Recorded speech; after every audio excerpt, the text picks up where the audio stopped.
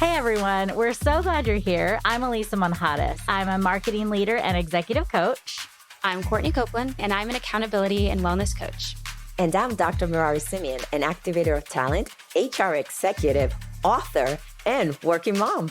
If you're anything like the successful multicultural women we interview on the What Rules podcast, you've learned that you can't do it alone. And we teach women like yourself to outsmart the game to get ahead in your career.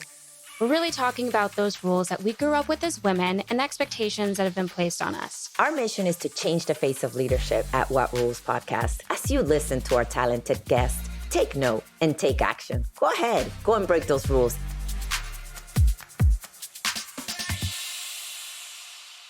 I'm curious, Dr. Madadi, have you ever wanted to do like a TED Talk, TEDx talk, like anything along those lines? Is that in your dreams? Yes. It's actually, there's two things on my bucket list. So one is to see the Northern Lights, and the other one is to do a TED Talk.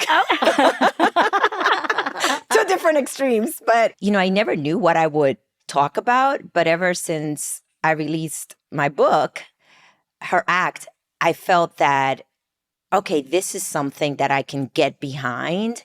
And in my head, I played how that TED Talk would look like. So it's definitely on my bucket list and something to do. So this is for our YouTube audience. Raise your hand in this virtual room if you've ever given a TEDx talk. Oh, we see a hand. What a coincidence. Oh my goodness. Who would have thought someone else in this room would have given a TEDx talk? I would have not guessed me, by the way.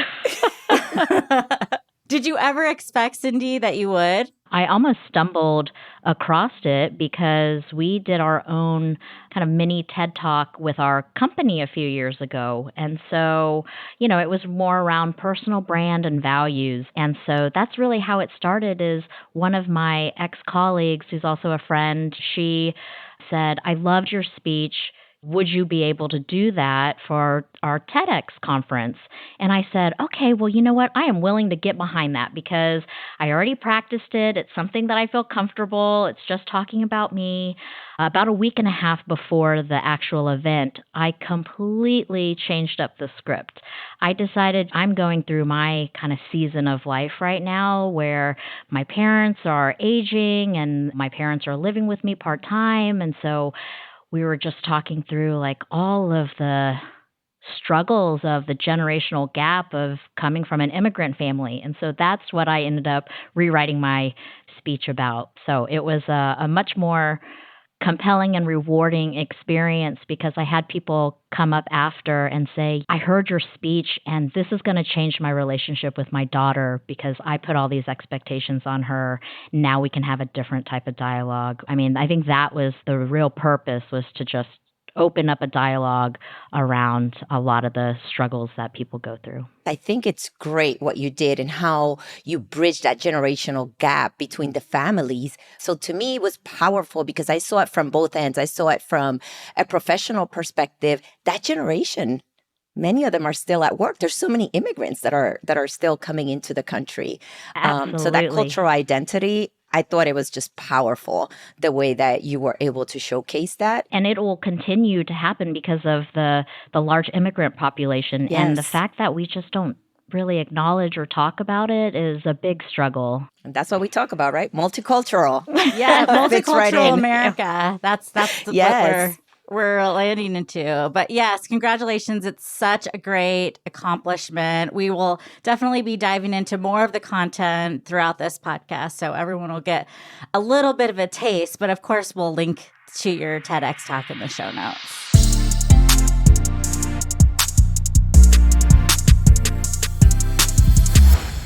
My name is Cindy Tran. I'm originally from Wichita, Kansas, but I've been living in Dallas, Texas for the last 20 plus years. I'm a managing director at Slalom Consulting, and we are a purpose-led consulting company. I'm a mom of 2 boys under 6, and I'm Vietnamese and Chinese, but I was born and raised in Kansas. So I guess I could say I'm an Asian American. Well, Cindy, as an Asian American, what is one rule you've broken to get ahead in your career? Oh, man, there's been so many, but I feel like the prominent one has really been trying to break that cultural expectation and figuring out what is expected of me and what is the definition of success based on what society deems my company and then also my family. And so traditionally, I think in a male dominated industry, it's really about individualism and getting ahead and being self-oriented and just being really aggressive in moving forward. And that's not how I was raised. It was very much about helping others succeed, even when you don't have the resources to do so, and that collectivism. And what were some of the cultural norms that you feel like you broke? From my background, you always had to respect your elders. Anybody that was older was typically always right. I'm third in line out of 4 kids, and like my oldest sister was always right no matter what, no matter if she was right or not. But that like basically kept the peace in the family, you know. As an older And sister, I kind of like that. there you go. And so, like, you just knew your place. So when you get to the boardroom, being even also female, you're really expected to just listen versus being that strong voice in the room.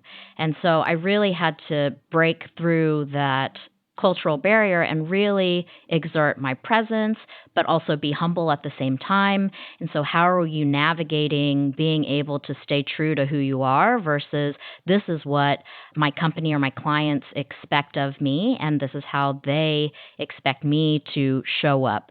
And so I've really had to figure out what that balance is.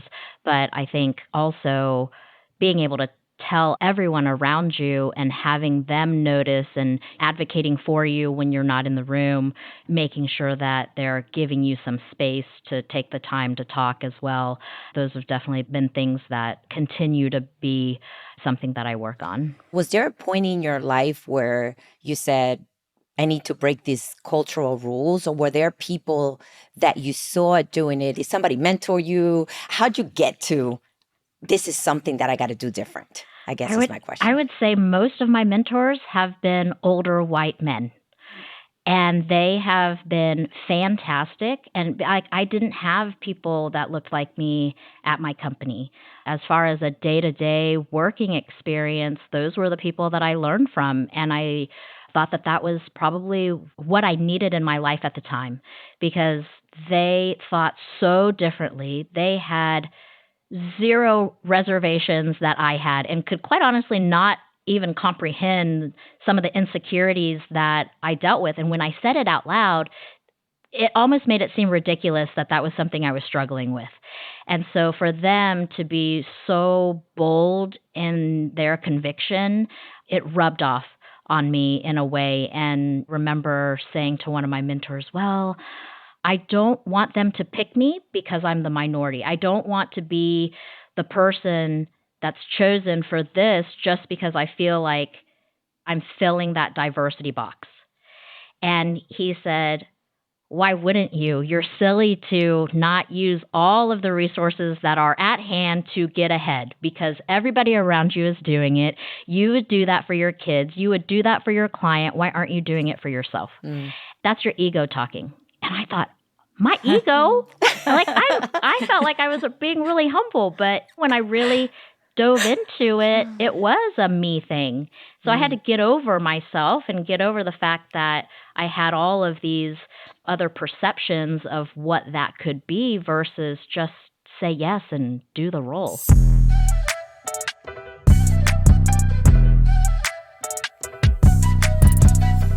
So today our theme is don't do it alone.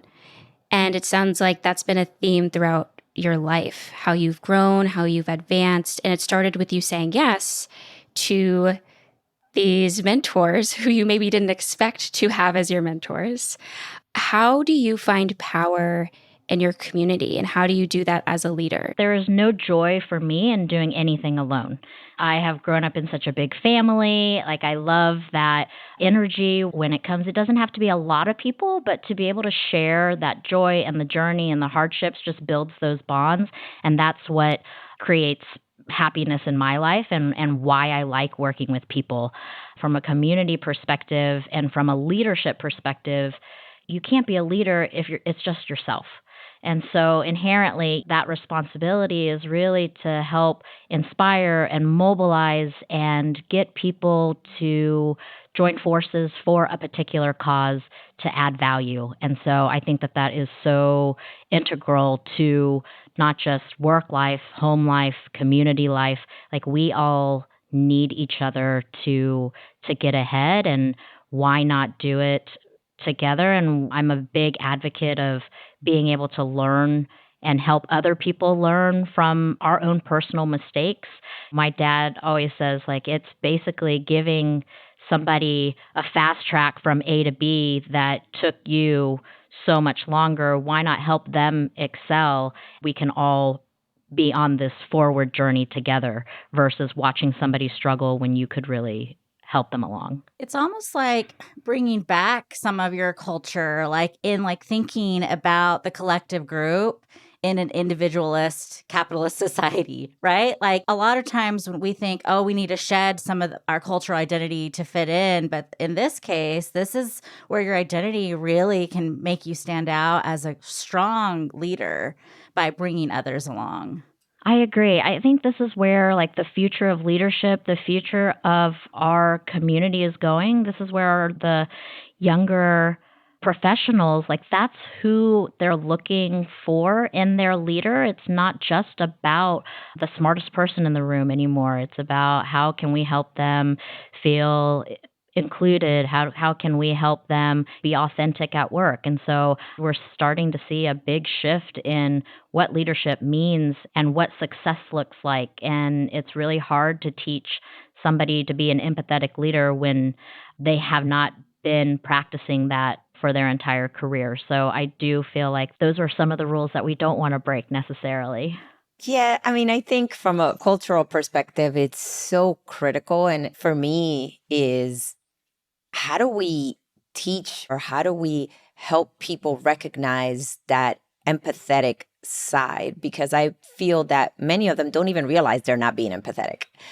But when somebody, and this is understanding the multicultural or how you were brought up, to somebody, that may be the norm, where to somebody else, it could be a place where they need to be empathetic, right? So it's so critical for everybody to come in and bring their empathetic selves, because each one of us, even on recording today, brings a different side and a different perspective and a different cultural empathetic piece to the puzzle.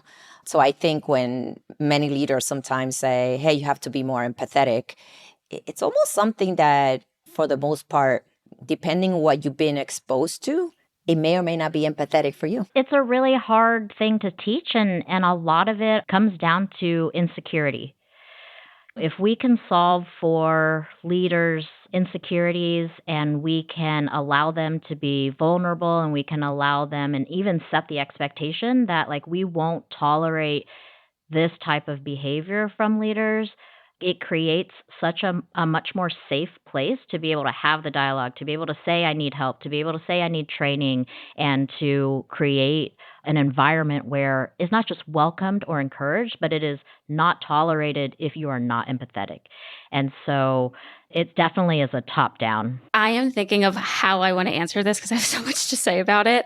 My mind is going to, like, how does your effectiveness as a leader change if you lack empathy or if you have empathy? I think it impacts your legacy and other people's development. Like, when we talk about don't do it alone, it's going back to that idea of collaboration and co-creation and working together to make something bigger than us. Some people aren't aware that they lack empathy, and that's okay. But if you're aware of it and you don't do something about it, it's really selfish, because you're not allowing yourself and others to grow. And then from a business standpoint, it impacts retention, team building, productivity, creativity. So I think it's a really deep rooted issue. And if it goes unaddressed for too long, sometimes people will wonder, oh my gosh, why did this team fail? Or why did the business tank? And actually, I had a mentor 2 or 3 years ago, and he was saying he works in finance, but he was like, one of the biggest parts of my job somehow is dismantling executives' ego and teaching them how to increase their emotional intelligence. They think, oh, it's a money issue. And he's like, no, no, your business is failing because you lack empathy as a leader. We see this a lot in corporate America, specifically with women, period. I have seen where other women are not empathetic to other women because they're like, hey, I did this and I had to work my butt off and I had to go through A, B, C, and D. So I don't know if they're seeing it or not seeing that they're empathetic, but one would be like, but you went through it. You should be empathetic about this. But the way that they're thinking about it is like, this is the way that I went through it. And this is something that I have to do. So this is just critical because there could be so many views out there. So I guess, Cindy, my question to you would be, one of the things we're keen on doing is equipping leaders who want to advance multicultural women, but also for the multicultural women to know what to ask for from a leader. So what advice will you give a leader in a position of power and how they can intentionally advance this incredible talent of multicultural women in the workplace? Yeah, I think it's doing things like this. I think it's providing a voice and a platform for people who can create that environment and create that swell to where it's contagious for people to see the types of topics that you all are addressing today and to recognize that it takes work. People don't just overnight become empathetic leaders when they haven't been before. And even if they come from a place of having that empathy, it doesn't mean that you're showing up in that way for your team and for others. And so at the end of the day, you have to put in the work and you can't skip any steps. And so it's not just good enough to identify and to have the goal, but it's going through all the motions and connecting with people and really talking through it. When you go at it alone, it is a very lonely space. And when you're not the type of leader that inspires other people, you will see your business results drop. You will see people who will say, I don't want to work with that person anymore. And then they would rather go to another person that lifts them up, that might not even have the skill sets that they need. But for the most part, in a professional world, we aren't necessarily going to mentors that help us learn our craft. We go to mentors to help us solve the really hard areas of life, to knock down the barriers that typically people just are putting up for themselves. And so I know all of you work with incredible women to just have them get out of their own way. And so I think just from a leadership perspective, from a corporate environment, that is something that we should all be channeling, is how do we become those coaches as well? And you said something important, right? And we talked about it, not doing it alone.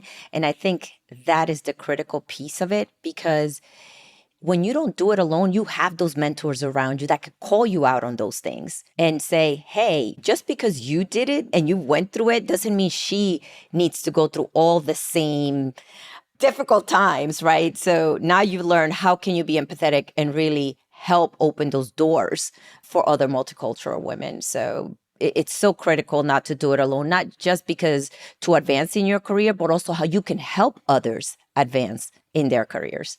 I just want to drop like a nugget of encouragement to any of the listeners. If you have possibly experienced a negative conversation with a leader or a mentor who may have knocked you down, it happened to me when I was deciding whether or not I wanted to go to grad school. And it was a really empowering decision for me. I was really excited. And I'll never forget, I had a conversation with another woman of color, seeking out my options, wanting to learn more, wanting to know maybe how could I get ahead. And she quite literally knocked me down check by check. And she literally went through a list and she said, you don't have this, -1 point. You don't have this, take off another point. So by the time they look at you, you're basically nothing. I cried so hard. It was so harsh, like so unbelievably harsh. But I share that to say that is one person's opinion, and to learn to not take it personally, and just know that if you're met in that situation of negativity, it's about them. It's something that they haven't resolved, and maybe they also haven't developed the leadership skills to guide someone. So turn to the people who actually lift you up, because they're out there. We're some of them. We're out here to support you. Thank you for sharing that, Courtney, because that's a reality, sadly, in many places. And one of the things that the main thing we talk about, right, is advancing women in corporate America, multicultural women in specifically. And I think it's so critical for women who have had bad experiences in corporate America to really look to women like us who have been successful and who understand that there are good mentors, good sponsors, good leaders, amazing multicultural women in the C-suite who want to help other multicultural women grow. So thank you for sharing that. I mean, mentors aren't magic. Yes. They're still working through their own stuff too, a lot. Everybody is. And so I love the fact that you're like, it's just one person. So find that tribe, and everybody has something to offer in a different space. And so no one person's going to have that magic bullet for you.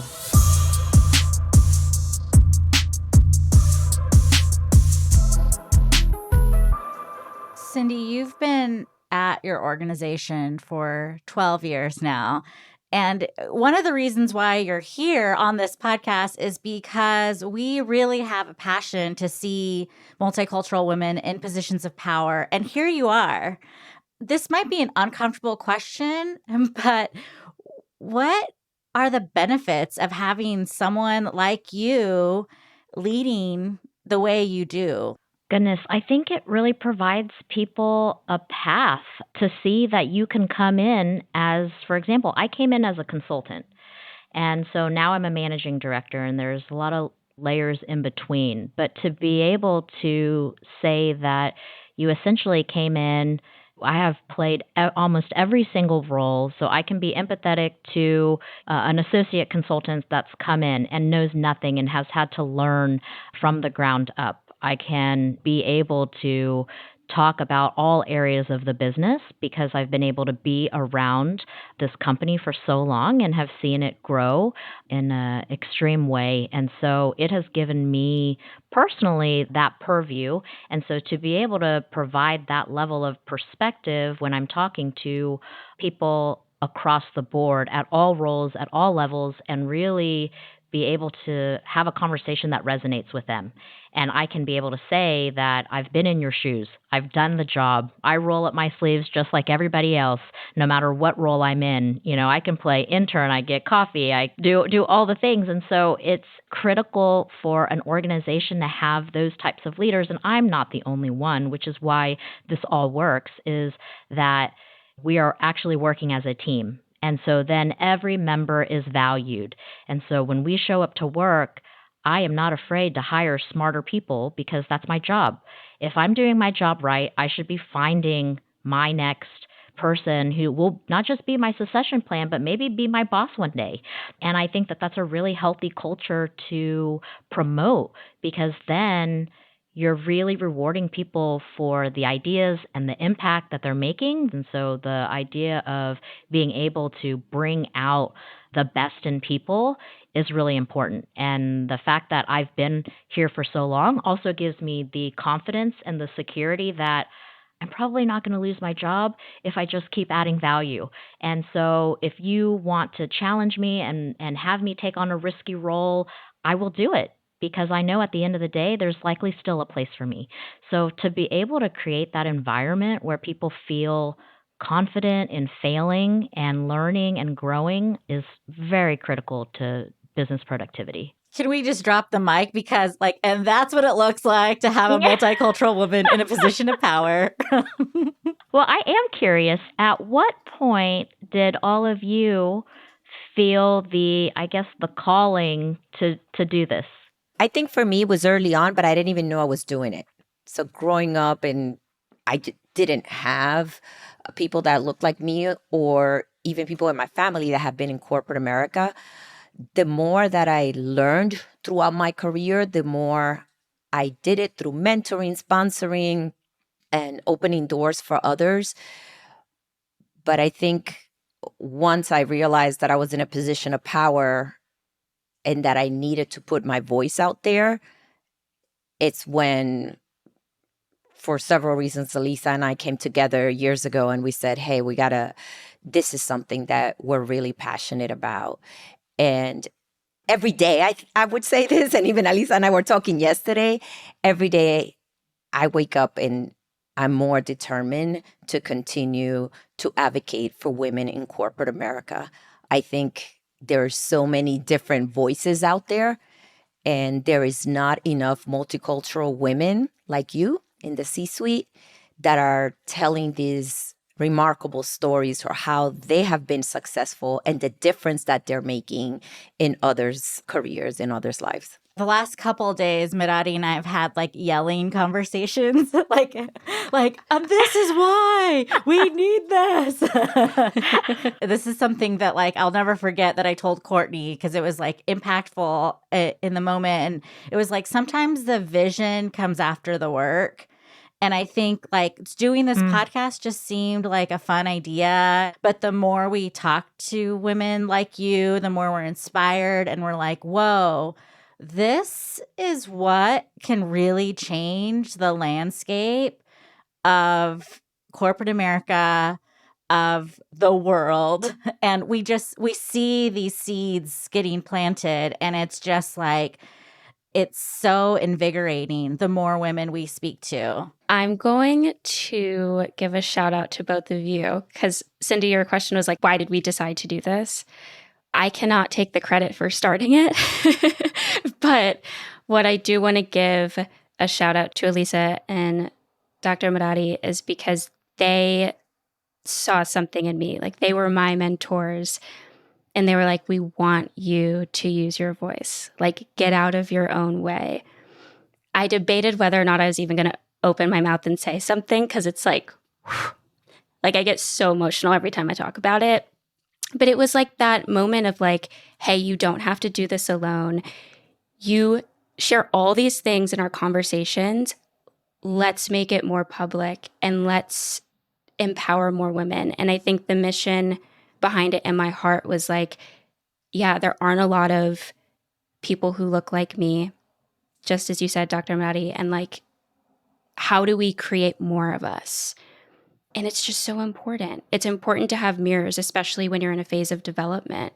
And that's where they met me. And I remember, Elisa, you were like, you don't have to be on the other side of a journey to start talking about it. You can talk about it while you're going through it. And I was like, okay, we're going to do it. Without having a clue. That's so great. How it would turn out for me. Well, it's turning out great from what I can tell. So bravo to all of you. I am so impressed. And I love the fact that, you're talking about you don't have to be on the other side, because I feel like that's actually what resonates more with people, is knowing that you're still in it and still working, and you can't give yourself advice. But if you're giving advice to somebody else, it's so crystal clear on what the path is that you can become so supportive. And I never started out my journey thinking I would go from consultant to managing director and do all these things. I remember thinking when I first started, look at all these other people that are way older, have much more tenure, or way more experience and qualified, so much smarter. Like, they will get there before me. And that has not always been the case, because what I know that I'm confident in is not just the craft, but that general commitment to adding value, to helping other people succeed, no matter what role they're in. And then it makes other people want to help you. And so I think that that's a really important part for people to hear, is that when you don't do it alone, it's actually much more powerful to have other people lift you up than for you to get there by yourself. And that, you've got this whole group of people cheering you on and helping to pull you up when you fall down. And so it's just, you can sleep easier at night. You can be proud of yourself and your journey to be able to say that, you came with all these other people with you. Yeah, I think that's definitely my takeaway from our conversation today. I mean, you modeled it, we're modeling it, this idea of like, not only don't do it alone, but you don't have to do it alone. And that's the cool piece of this. Like, you have a choice and you can bring people along, whether it's at an organizational level, bringing the right players in place, having, like you said, having smarter people in the room, having them around you and lifting them up. And then also outside of work through either mentors or peers or friends, family. We have so many people at our disposal. All we have to do is ask them to come into our lives. And when we do that as a group collectively, we succeed. So thank you for sharing your journey, and thank you for being a part of our journey now and everyone listening to this. And so if you are listening, I want to encourage you to think about who you can reach out to. Who do you need in your corner right now at this time in your life? There's probably someone there. So I want to encourage you to just ask and bring them in. And if they don't work out, ask someone else, and then keep asking until you actually get what you want. And we are all going to be better together if we embrace this collective idea of going at life together. Want more advice on how to break the rules and outsmart the game to advance your career? Check us out on Instagram, YouTube, and our website, whatrulespodcast.com, for more insight from our guests and host, and join our community on LinkedIn, where we discuss rule-breaking strategies for multicultural women. What Rules is a project of Zara Consulting and is supported by the amazing team at Stories Bureau. This episode was produced by Alexandra Uresta with editing and music supervision by Joshua Ramsey and was engineered and mixed by Tim Ballant. Our podcast cover was designed by DeLeon Creative. Visit whatrulespodcast.com for more info, upcoming events, and all episodes of What Rules, including video, and make sure to give us a follow.